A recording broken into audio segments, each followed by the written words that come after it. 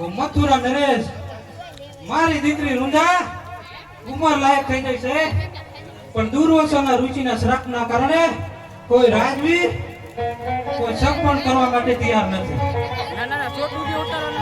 નારાયણ નારાયણ. અરે રાજન, અરે આવો દેવસી આવો. તમે ઉપાધિ ન કરો. ઋષિ દુર્વાસાના શ્રાપનું નિવારણ છે. તો હાલ જ બતાવો તમે દેવરા ઋષિ.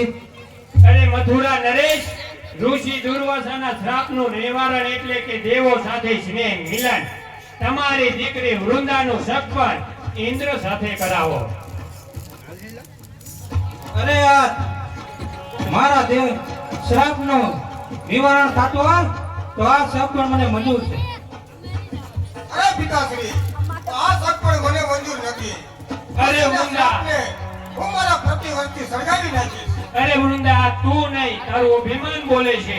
અને તારા કપાળે સાંડલો દેવોનો શોભે, દાનવનો નહીં. વૃંદા, અરે મુનિવર, તમે સાચું જ કહ્યું છે કે મારા કપાળે સાંજનો દેવોનો શોભે. તો કોણ એ દાનવ રાય છે કે જેનું સગપણ મારી સાથે નક્કી થયેલું છે? અરે વૃંદા, થારા જળનો પુત્ર એટલે કે જાલંધર તેનું નામ છે.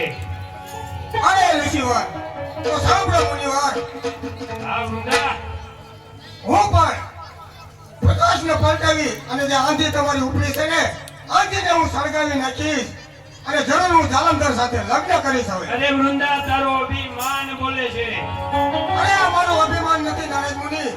તમારા માટે તો કાયમ દેવોને જ વખાણ હોય છે. હવે તમે પણ જોજો કે જાલંધરનો ત્રણેય લોકમાં જય જયકાર થશે. હજી કહું છું વૃંદા, એક બાજુ ઇન્દ્ર છે અને એનું સૌભાગ્ય, બીજું બાજુ દાનવ અને એનું દુર્ભાગ્ય. અરે એ તો કોનું દુર્ભાગ્ય અને કોનું સૌભાગ્ય?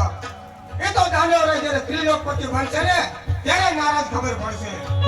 મારામાં પણ એટલી તાકાત છે કે મારા સ્વામીને હું ત્રિલોકપતિ બનાવી શકું. નારાયણ નારાયણ.